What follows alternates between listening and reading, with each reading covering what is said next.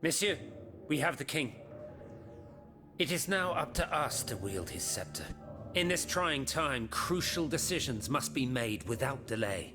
First and foremost, we must take back Paris. And how do we do that, mon Dieu? There are automats everywhere, and they are constantly regenerated by their crimes. My strategy is the only viable solution. Monsieur Laclos' cannonballs filled with vitriol. And where will we find the means to carry out your plan? The city of Versailles is full of ateliers and shops. Moreover, as far as we have been able to see, the king's army has barely been deployed there. And it will not be too risky to look around. Very well. Now, regaining control of Paris depends on our combined efforts. Mais ensuite, once peace has been restored, what of the kingdom? This is indeed a crucial issue. Leaving the nation without a government would expose it to the greatest danger. Worse, it would condemn it to civil war. Eh bien quoi, monsieur? Can you not govern together? Unfortunately, the disagreements that divide our assembly run far too deep. That which we can agree is that we have been given a chance to choose the person who shall succeed the tyrant. I claim this honor. Excuse me? For what reason, je vous prie?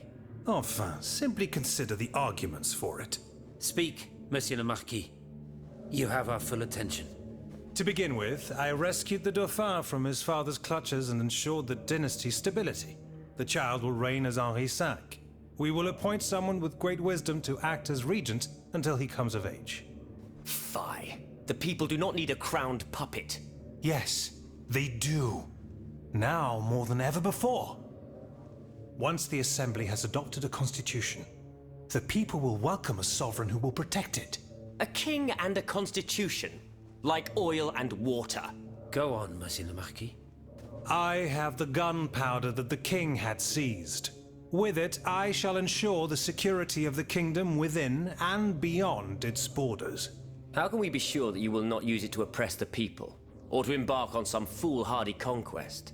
We know your ambitions, Monsieur le Marquis. And you wrongly accuse me. I have never, in my entire life, done anything that was not to further the cause of freedom. Do you forget that in America I helped overthrow the English? Of course not, mon ami. Who could forget that ruinous adventure? You are quick to condemn men of action, provincial lawyer that you are. Monsieur, I rest my case. Very well. Monsieur, we must now make our decision. May each of us respect this decision and set aside our personal interests for the sake of peace and the common good. Who among you approves the appointment of the Marquis de Lafayette?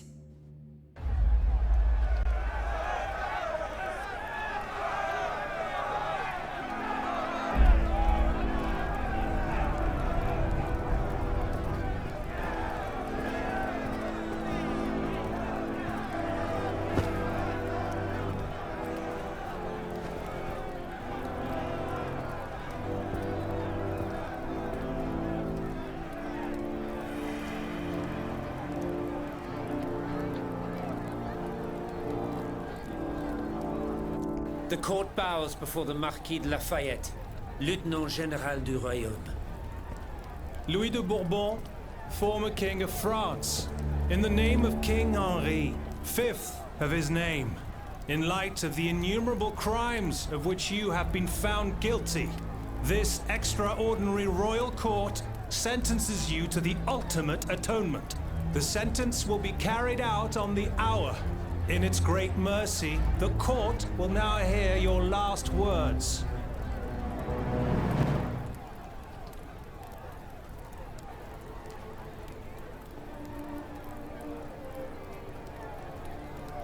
My loyal subjects, since you must lead a lamb to the altar, since you must offer a sacrifice to this new France that you intend to found, I will be that sacrifice.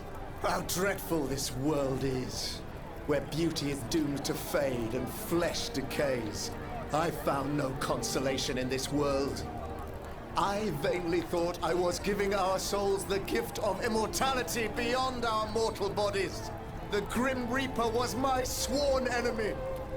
Influenced by I, the most awful of men, I believed that the genius of machinery could overcome death itself. Alas, I have lost this fight, and am branded with the mark of murderer.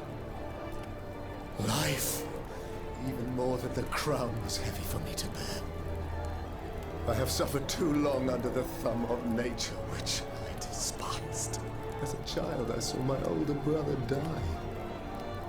I lost my father in the prime of his life, and then my mother, who was even younger. My beloved daughter did not live a year. As for my son, the first of my heirs, I unknowingly gave him to drink from a poisoned cup. I mourn the death of these poor souls daily. My death will not unite us, of this I am certain. For I, in my misery, have lost the support of my faith. So, executioner, lay me down on this board, Vatu. I will sleep now. Sleep at last, and not to dream.